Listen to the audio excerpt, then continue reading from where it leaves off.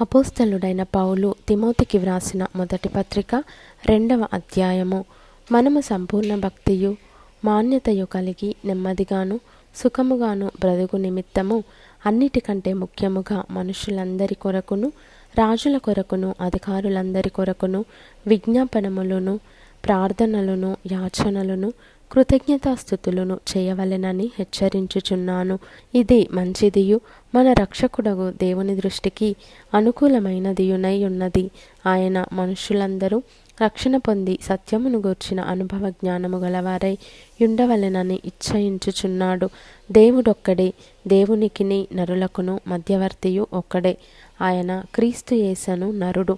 ఈయన అందరి కొరకు విమోచన క్రయధనముగా తన్ను తానే సమర్పించుకొనెను.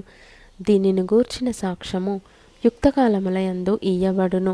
ఈ సాక్ష్యమిచ్చుటకై నేను ప్రకటించువాడనుగాను అపోస్తలుడనుగాను విశ్వాస సత్యముల విషయములో అన్యజనులకు బోధకుడనుగాను నియమింపబడితిని. నేను సత్యమే చెప్పుచున్నాను, అబద్ధమాడుటలేదు.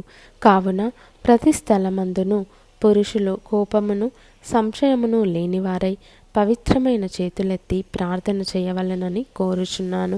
మరియు స్త్రీలను అనుకువయు స్వస్థబుద్ధియు కలవారయుండి తగు మాత్రపు వస్త్రముల చేతనే గాని జడలతోనైనను బంగారముతోనైనను ముత్యములతోనైనను మిగుల వెలగల వస్త్రములతోనైనను అలంకరించుకొనక దైవభక్తి గలవారమని చెప్పుకొను స్త్రీలకు తగినట్టుగా సత్క్రియల చేత తమ్మును తాము అలంకరించుకొనవలెను.